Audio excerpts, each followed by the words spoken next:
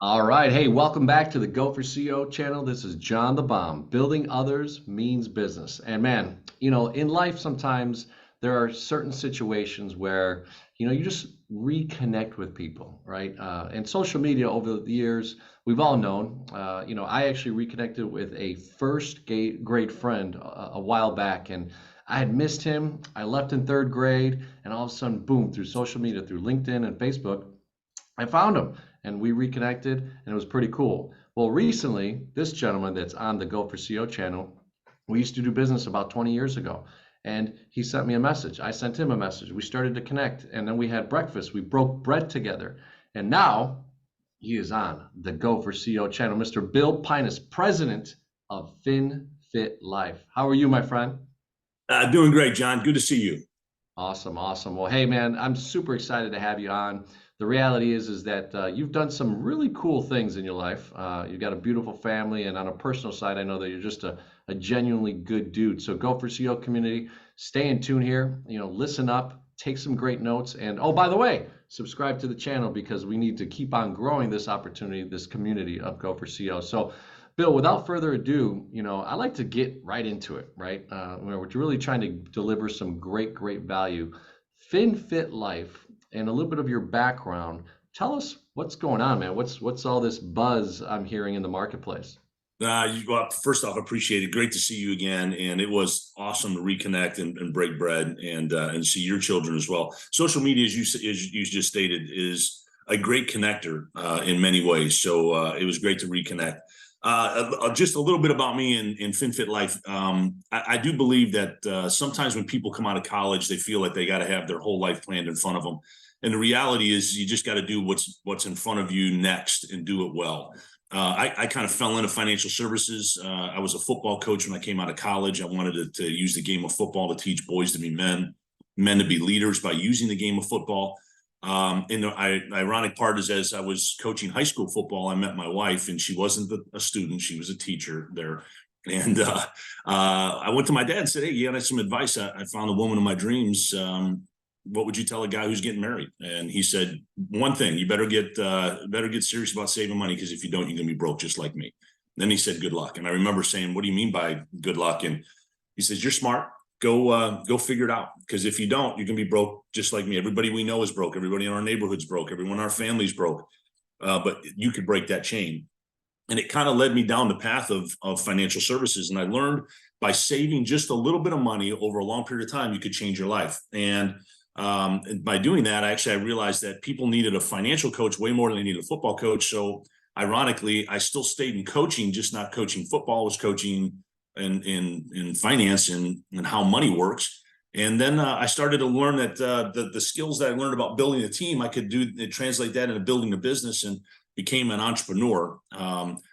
Long story short, then to fast forward today, I've had an opportunity to run several businesses. I was an entrepreneur, I was a solopreneur, and I was a corporatepreneur. And when you build a business inside of a corporation and you own the strategy, the culture, and all of the finances of it, you just don't own the business itself. So I had an opportunity to do a lot of those things. And my last company I was with, we actually built a great broker dealer and insurance division. And we sold it to another broker dealer, and they asked me to come and run it. And I said, I want to go back into the entrepreneurial side. And lo and behold, we stand in front of you of building an unbelievable business called FinFit Life. And just a little bit about that company. It stands for financial fitness, physical fitness, and lifestyle to enjoy it. We built that for two main reasons. One, we realize that most people are not financially fit. They don't know how to have their money working for them. They don't know how to get their money working for them. And more importantly, what it means to understand how money works and functions. And the second part of that is it's directly correlated to physical fitness. In FinFit Life, everything that we do is in our name. It stands for financial fitness, physical fitness, and the lifestyle to enjoy it. And when you have financial fitness and physical fitness together, you can end up having an unbelievable life. And that's how our company was built. What fundamental fun things to do also, right? And it's really Yes. interesting as I've gotten to learn a little bit about what you guys are doing, really incorporating something. And it's kind of interesting also, Go for CO community. Here's a company that's actually encouraging you to get better in your own life, encouraging you to have better fitness and better health. And Bill, tell them you actually get discounts, right? For doing that stuff to do business with you. So tell them a little bit about that. And, I'd love to get kind of the framework. So tell us kind of the framework of the company, and then just that last component where you guys actually incentivize people to be better fit, better health, to then get lower rates for things that you guys do.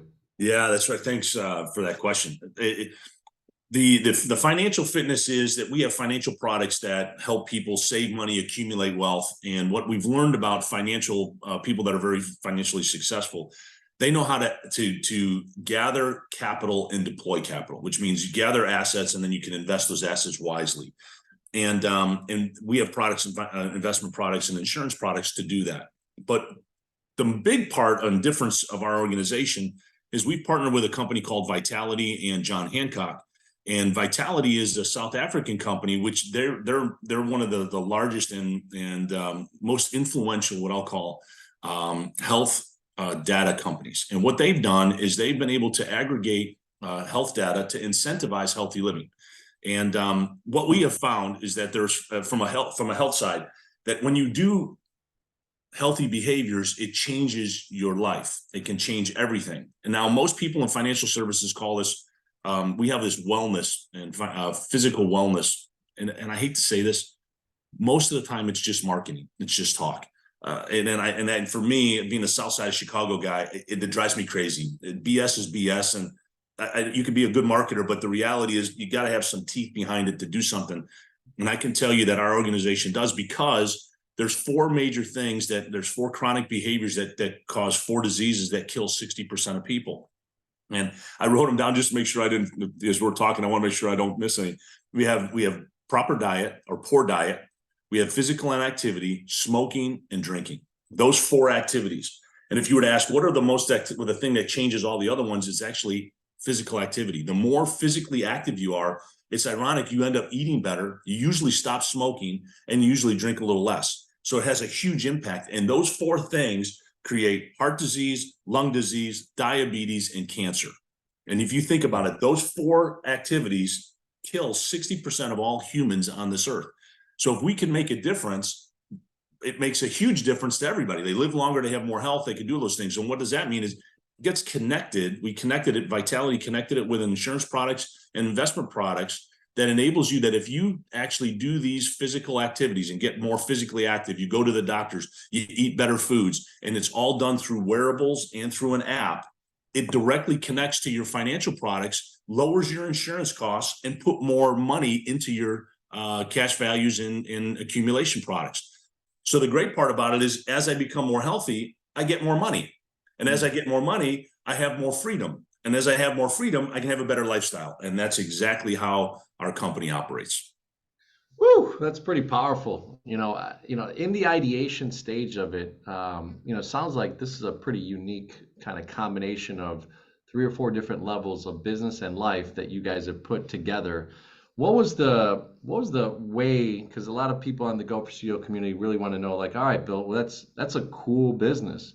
That sounds awesome. Heck, I may even become a client. But what did you do? Who did you talk to? Who are your partners that you started to put this ideation together? Give us a little bit of the insight of formulating this business. Yeah, great. So first, let me just say that everybody who out there who wants to own their own business, you never start off with a perfect idea. You have an idea and you get excited about it, but normally you're going to find that you need to, zig and zag to make sure that you meet the marketplaces, the demands, the skill sets that you have in your organization, et cetera. And our company was no different. It started with a phone call that I got from a fellow named Howard Scharfman. Howard Scharfman, if you do your due diligence, is just one of the who's who in the ultra wealthy people in the ultra wealthy marketplace. And it started with an idea and a concept of a product through John Hancock Vitality product. He was an early adapter. It was a life insurance contract that had a connection to Vitality.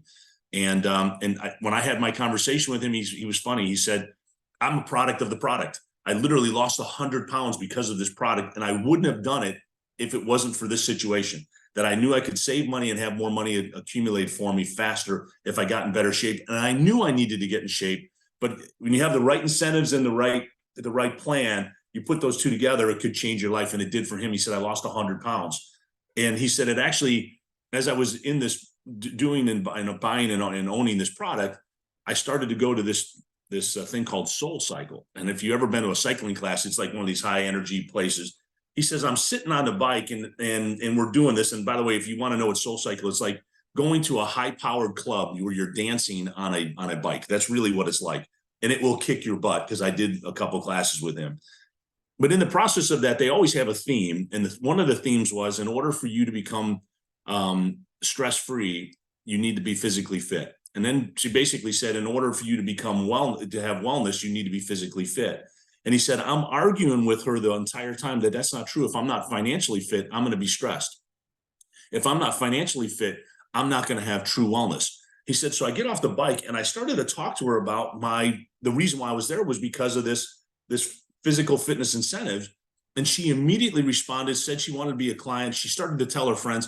And then she started thinking, man, I have an opportunity. He started thinking, I have an opportunity that I might be able to have a great business idea. And he started writing the business plan. But what he realized was two things, and this is where Bill Pinus and him got connected. He works in the uber wealthy. And as he started looking in the marketplace, there was not very many people that were coming into the insurance business. And he wasn't attached to the middle market. And he knew that middle market was really critical, because everyday people needed this too. So we have a philosophy is you might not be rich, but you sure as hell don't deserve to be poor. And we want to teach people how not to be poor, because ironically, when you just work for $1 and you exchange time for $1, and then you don't ever put that money to work for you, you end up having a likelihood of being poor. And the one thing that I love about money, the money business, is that money never gets sick. It doesn't talk back. It always works, and it never sleeps. So if you put it to work, it can work for you. But that just comes with a little bit of knowledge and opportunity to be able to do that. And that's what FinFit Life is all about. And I will say, the last part about our entrepreneurial system is that sometimes people don't have enough money. And I'll just give you this quick. We have the physical fitness, there's 4 issues. In physical and financial fitness, there's 4. There's debt, lack of cash flow, lack of savings, and lack of investments in having your money work for you. And we do both of them. So we incentivize the healthy living with those 4 chronic behaviors. And we also do it for the 4 chronic behaviors in physical and financial fitness. And as you could tell with the cadence of my voice and my excitement, is that, boy, I know that this makes a difference for people, because it's changed my life and it's changed thousands of our clients' lives. No, it's pretty amazing, and being part of something where you're just enjoying, you're making a difference in your life like Howard was doing, and then finding out that there's someone that is excited about what you are doing, then translate into a business. He gets connected to you, and maybe we don't have time right now to kind of hear the whole story of how he found you, but it was pretty cool to hear at breakfast with you and breaking bread. So, you guys get together.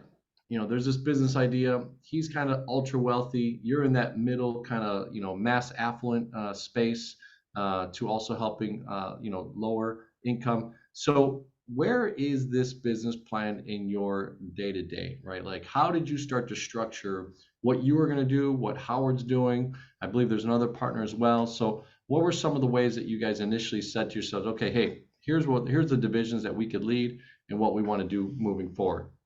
Yeah, great question. And I'm gonna pivot for a second to talk about how we started and then where we go. We started as we were going to be more boots on the ground, individual, start talking to people individually, and using other what we call getting into new marketplaces. Because as you meet people that are in accounting and mortgage business and real estate, et cetera, they have large client bases where you can have easy access to network, and then to tell your story, and then be able to drive what I call entrepreneurial businesses from your business.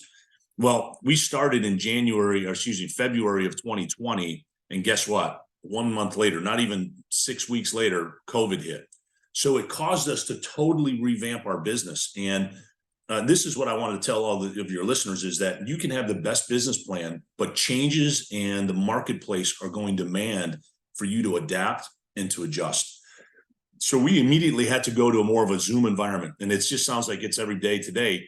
The change, though, caused us to look at how do we go from an office base to a virtual base. So instead of opening offices, we went in and opening virtual offices, and we call it a model business. And from doing that, as we start teaching people how to operate in a Zoom environment, many people didn't have the skills. So we actually hired consultants to come on in and train, and we put that as part of our training to get people to do what we're doing today. As easy as it is just pick up a phone and talk to somebody, we can do this now, and we can operate at what we call the speed of trust. And what we also found is that in our business, usually when you meet people, you can look at their body language and tell whether they're full of BS or not, and you can get a sense of them. Via Zoom, you can't see all these things around you, so you can just see this facial piece. So the reality is you have to now connect and relate differently. And the reality is all business, as much as you want to have it be digital and you want to have it be, systematic, if it's systematic, it becomes a commodity. And most of the time when you're in a relationship business, you have to have some principles that guide it. And so we have to navigate through our business model. We have to navigate through the tools in which we put through that, but we never lost the focus of our principles or our core values.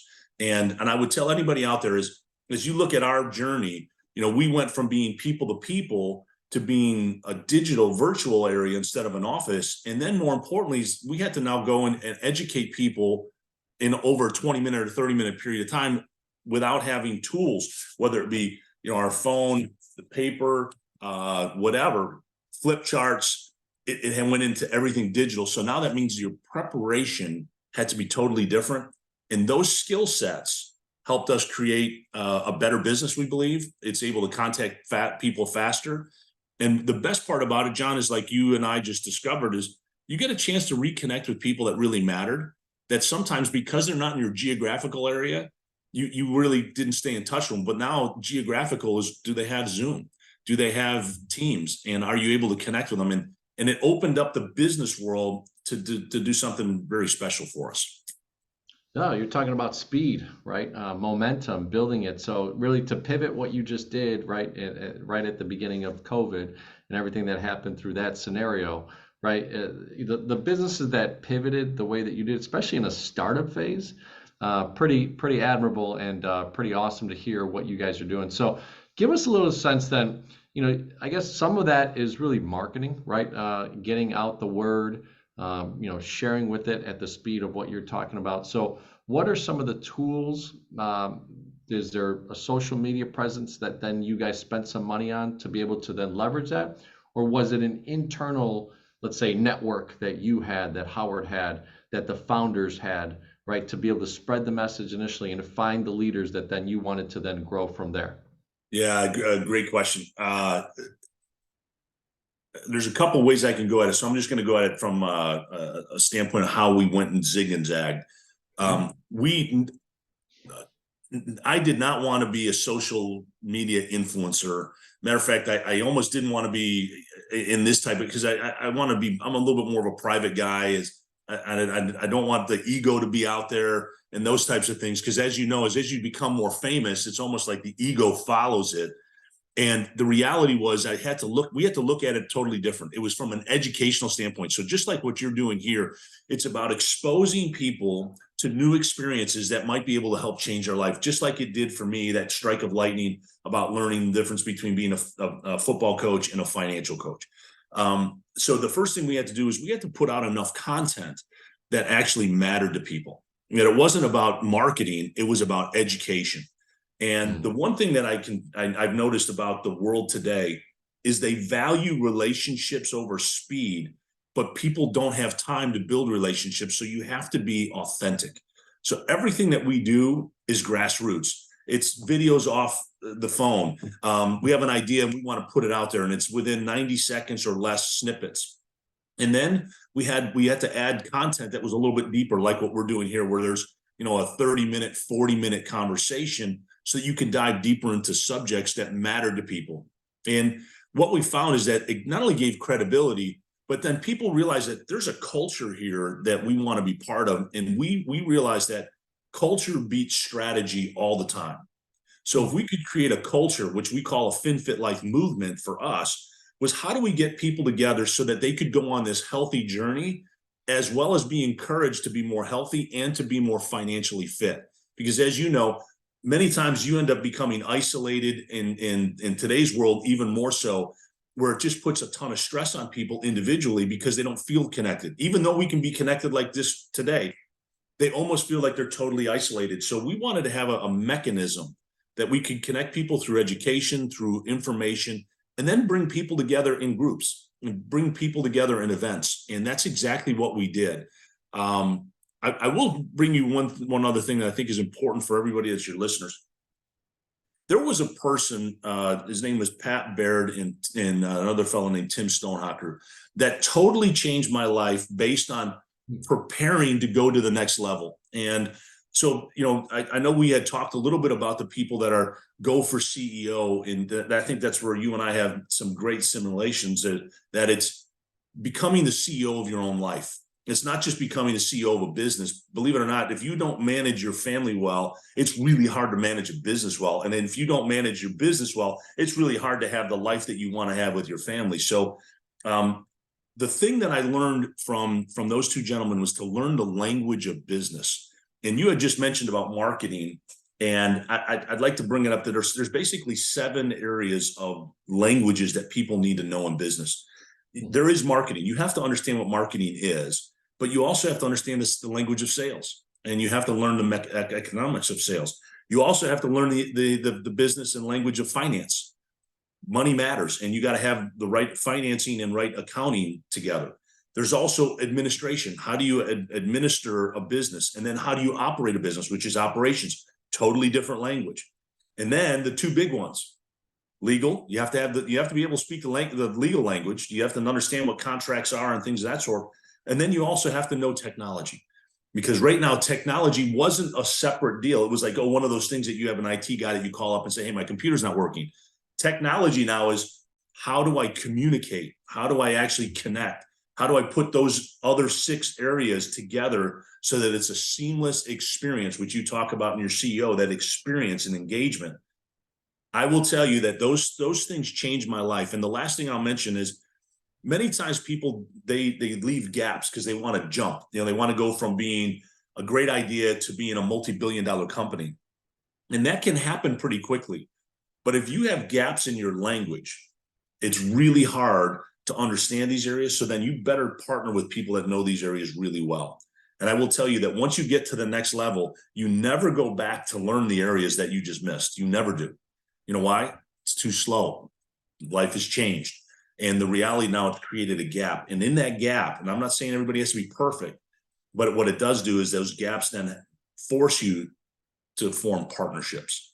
And with that, if you're not very good in partnerships and take some skill, you better make sure that those gaps are filled by your knowledge. I love it.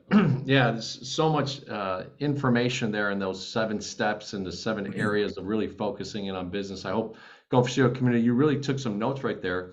Replay that portion, because it is so vital to have really a framework, right, when you go into business, and understanding a mindset and all the things. But really, when you put it into steps, or you put it into 4 easy steps and those types of things, it really simplifies things so that you can create some growth and momentum in there. So one area that you just shared, which I love, the partnerships, the alignment that I talk about in my book that's coming out.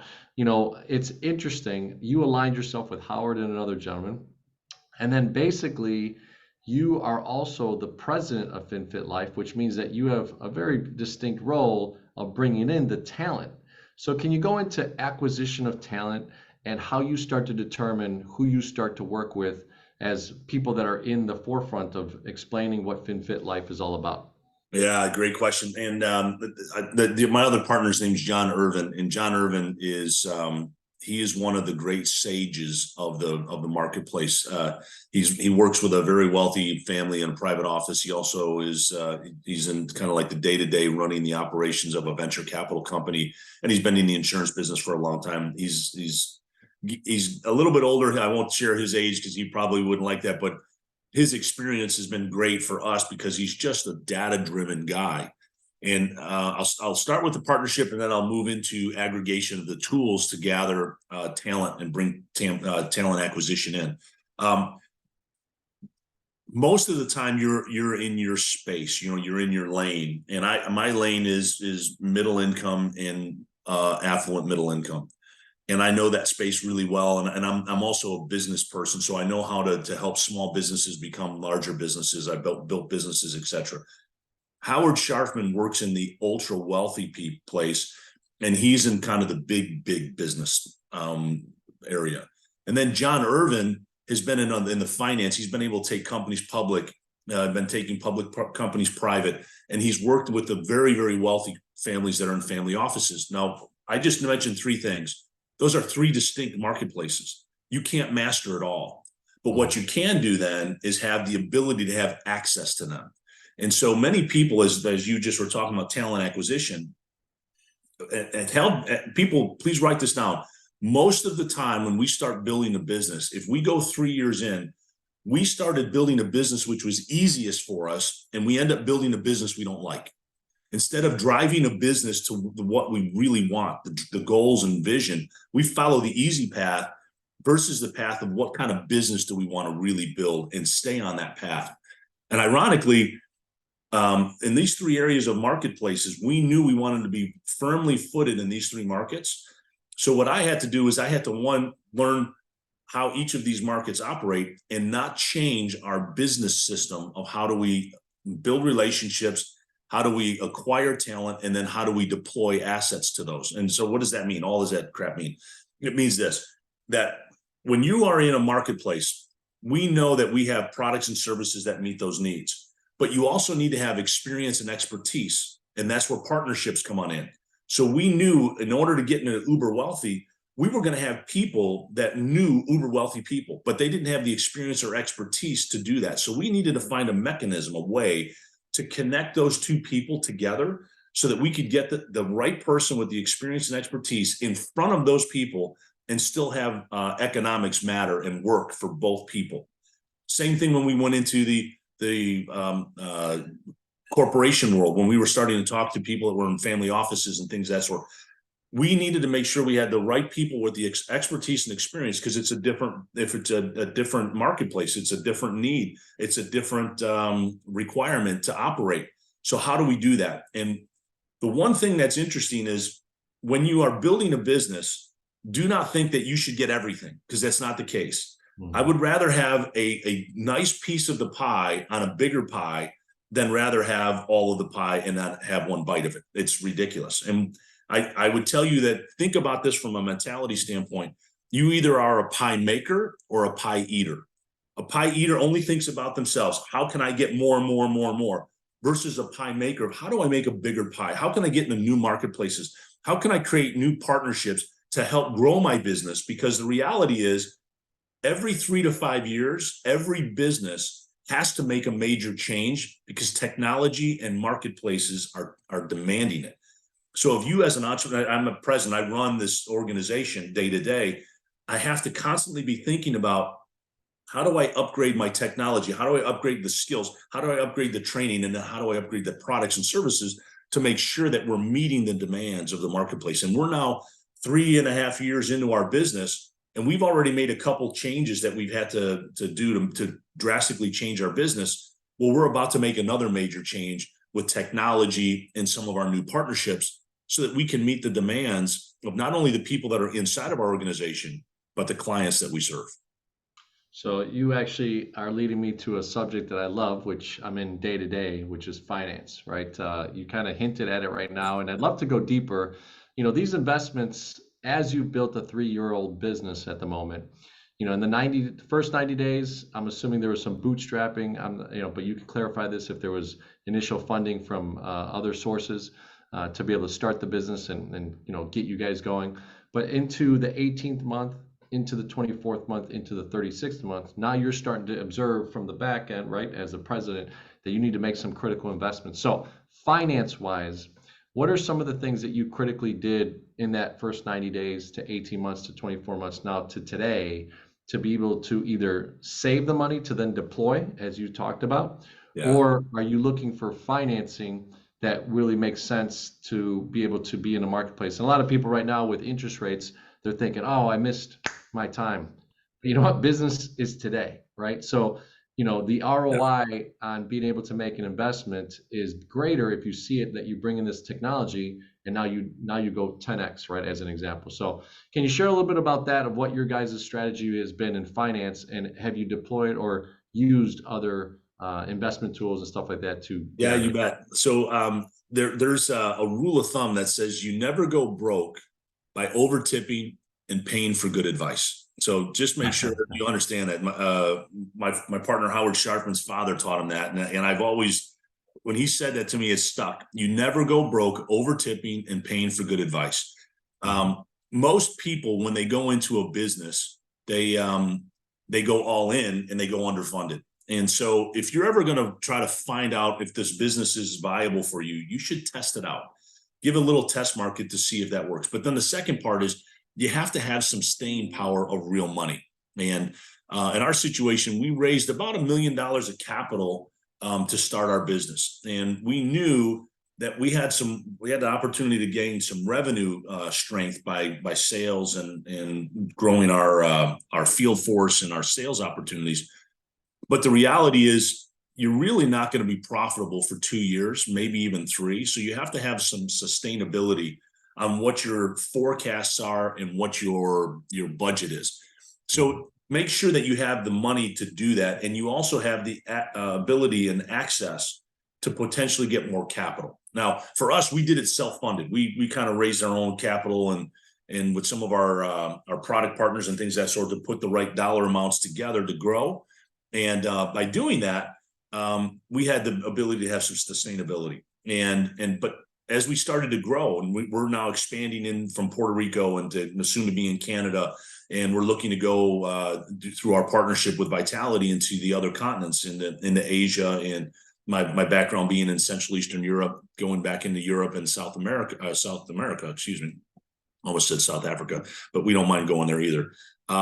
It has to be strategic. And what most people don't understand is that in individual personal finance, it is very easy to outspend your income. It doesn't matter how good of your offense of generating money, you can easily outspend it. I see more doctors that make millions of dollars and they're dead broke and they're totally stressed. It's the same thing in business. So, you talk about finance, I'll go to the mechanisms in terms of raising capital, but again, you need to really keep an eye on expenses. It's really easy, especially if you're holding conventions and meetings, to be able to go from spending $30,000 to $130,000 like that fast. I mean, that's $140 a gallon of coffee in an event. I mean, are you kidding me? No. So you get 5 gallons of coffee, man, you're $1,000 right there. And you go, what happened? I was just having a cup of coffee for my people. That doesn't work that way. So you have to watch out for expenses. But the second part of that, and as you're expanding, sometimes you need a partner to come on in to put in some capital. But don't just look at money partners. When you're looking to finance a business, you need to have more than just money. You need to have experience and expertise, or to give you access to new marketplaces. And that's one thing that Howard and John were fantastic at, is that all of our partners that were part of our organization, it wasn't just a financial decision. It was access, expertise, and experience.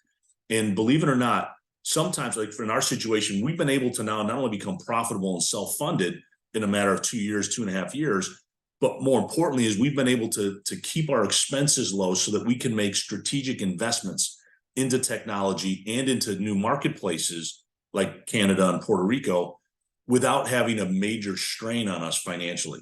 And when you say go for CEO, sometimes the CEO needs to have a good board around them, of good mentors around them to help them make decisions.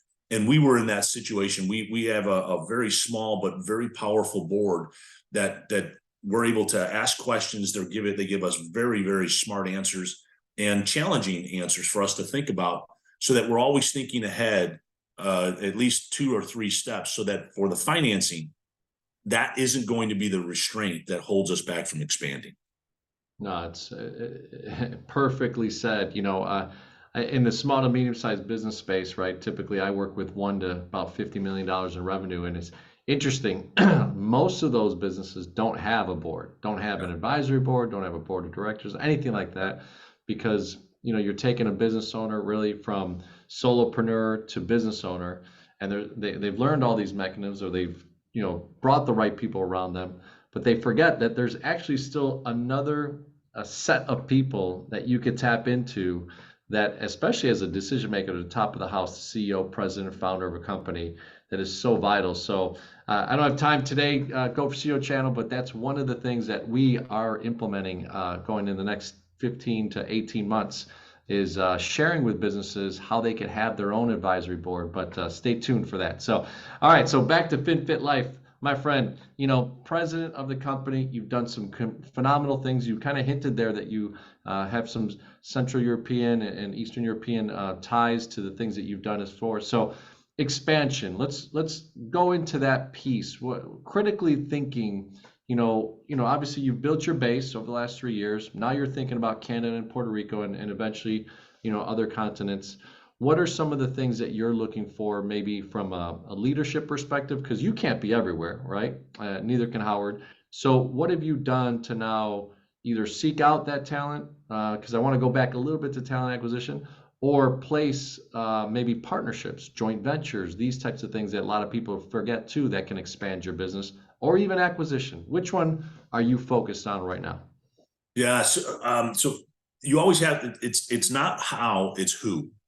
Just so you know, if people say, how do you do this? It's not how, it's who. You find the right person, they already know it. They can expand it. They have the relationships, they have the knowledge and experience. So we are always looking for who.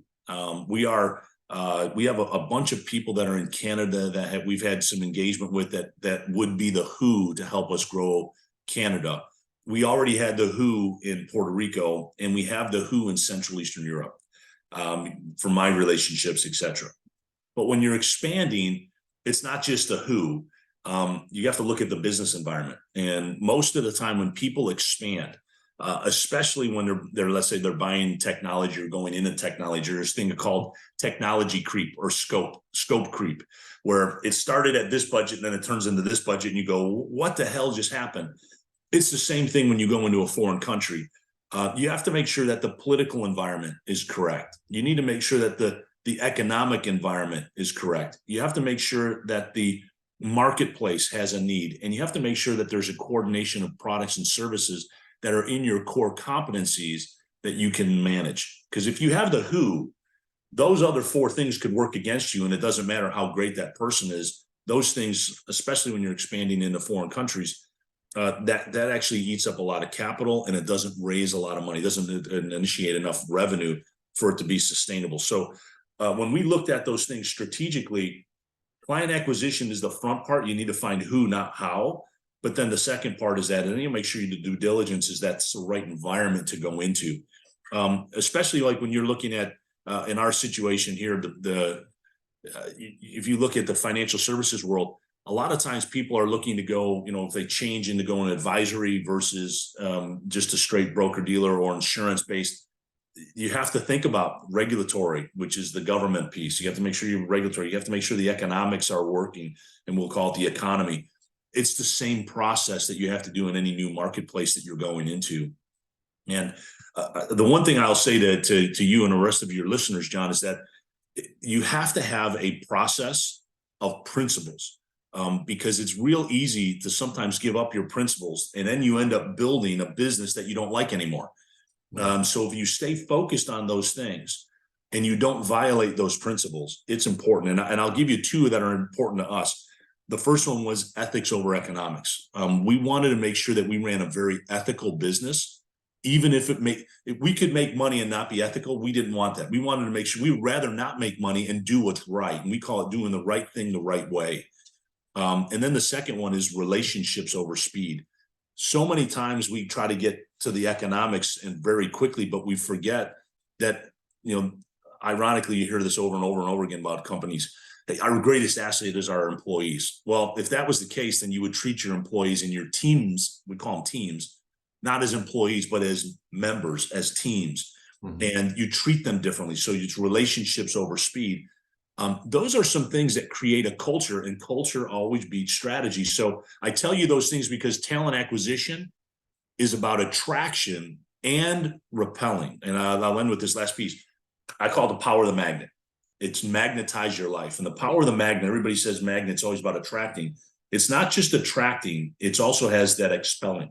You want to expel certain things. So when you have your principles set, I call it magnetizing your business, you're able to attract client acquisition, the right things, but you're also able to say, nope, sorry guys, that's not the right thing. We're not going to do this. We're not going down this path. We're not going to be in this environment, and we're not going to have these type of people. And I think that is the biggest part of client acquisition and looking at new opportunities. Compromise came to mind right now, and if you start compromising, you can be lost very quickly, right? So, right. And also too, the visual cue that you gave there, right, is when magnets attract. But I remember being a kid and turning them around, and all of a sudden they started bouncing off. They wouldn't even like I'd be like, oh, I can't, and it was just repelling. So it was really That's cool right. visual cue there. So. Look, Bill, I've been so appreciative, obviously reconnecting over the last few months and getting to see kind of what you're doing and chatting every so often and, keeping each other accountable, right? To see like, hey, we said this, is there any connection there? And that I think that's part of networking too. A lot of people don't even know how to network at times, especially in this digital world, because there's not that touch. But you came into town, we broke bread, and we've stayed in contact. So, as we end the interview here, CEO is the three levels of, areas that we try to teach, especially at the end here of an interview. So C is client experience. E is engagement. I used to call it employee engagement, but really engagement with your vendors, in your case, your insurance providers, your partnerships, your family office, all that type of stuff. So how they engage. And then the last one is O for operational excellence, and you mentioned that as well. So very high level, maybe 30 seconds to a minute in each category. Client experience. What makes FinFit Life, sorry, just that high level client experience? Yeah, the client, we actually call it a client experience. So when somebody comes on in, it has to do with education and execution of that. So, there's a lot of people what I call educated idiots. They know a lot of things, but they don't do a lot of things. And the idiot part of it is that just because you have knowledge doesn't mean you have wisdom to put it in place. So our client experience is the way to help people walk through the education and the activity to put those two together.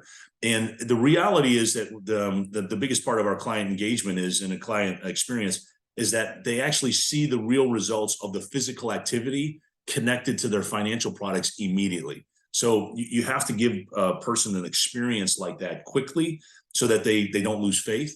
And then more importantly is what I call a FinFit Life movement, is to bring them together. We do that very quickly with our organization.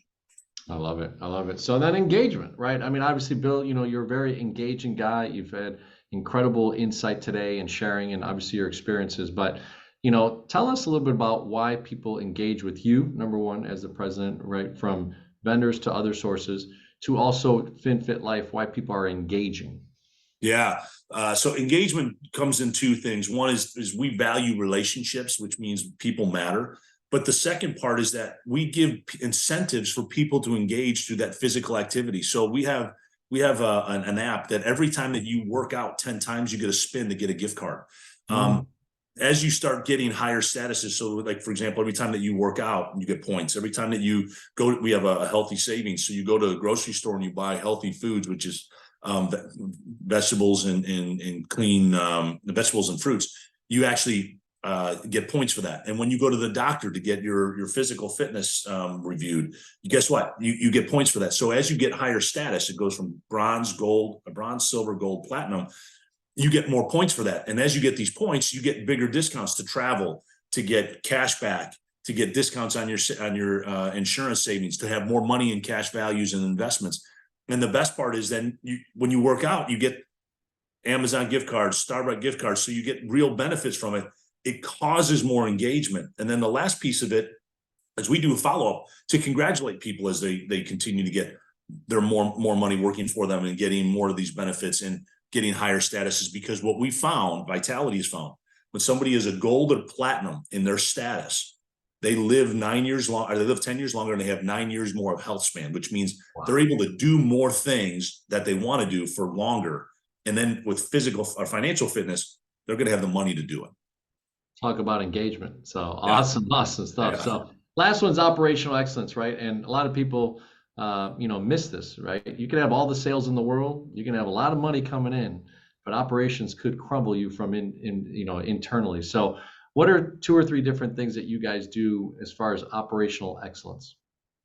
So the first one is we have a process that's written out so that it's a guide for people to know what to do as you get the right people, and it's easier to train and transfer knowledge when it's written down.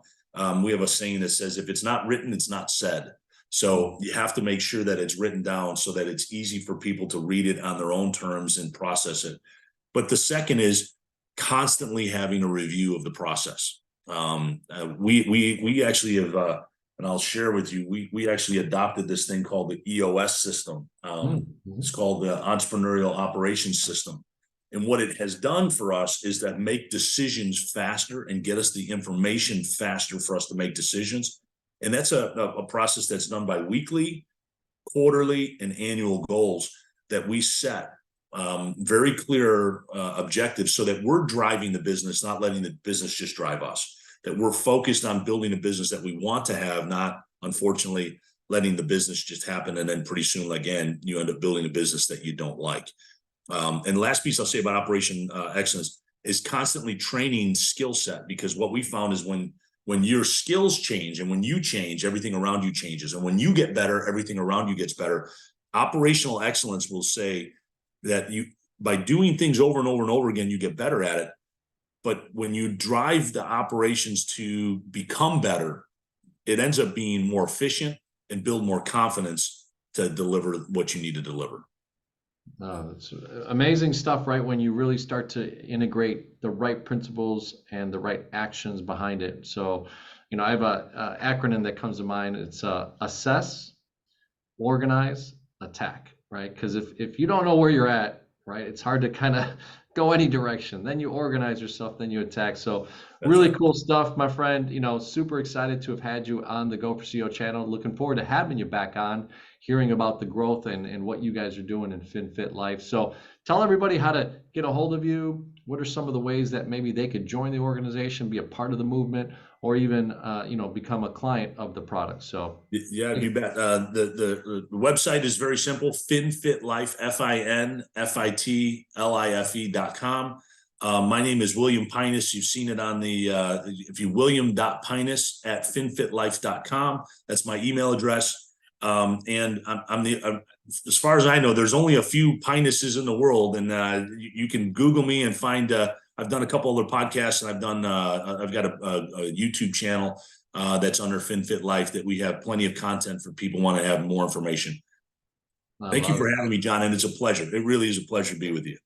No. Hey, thank you so much. And Go for CEO channel again. So if you're new to the channel, go ahead and subscribe to it, right? We're trying to grow this channel and really working hard to bring you, CEOs, founders, entrepreneurs, and intrapreneurs. I love what you said. I may have to incorporate that, corporatepreneur, right? I hadn't heard that before, but I like that, intrapreneur, corporatepreneur. A lot of people forget, right? Not everybody can be the man, or the woman, right? As far as like being the top leader. But what if you're a middle manager? What if you're at the bottom right now, but you want to grow to the top? Well, if you have a corporatepreneur, intrapreneur mindset, even if you're working inside of a company, you could be one day, right, the CEO, and also the CEO of your life. So coming out very soon is 4 attributes to become the CEO of your life with our book. So over the next 6 to 12 months, please be on the lookout for that. And obviously visit our channel, the Go for CEO channel on YouTube. We're on Twitter, we're on Instagram, all that type of stuff. We have a Facebook group, and lastly, goforceo.com. So Bill, thanks so much for being a part of this program. And in the next 6 to 12 months, we'll have you back. And maybe we'll have all 3 of you, John, you, and Howard. So We'd love it. We'd love it. John, appreciate you, partner. Have a great one. Thanks, everybody. All right, my man.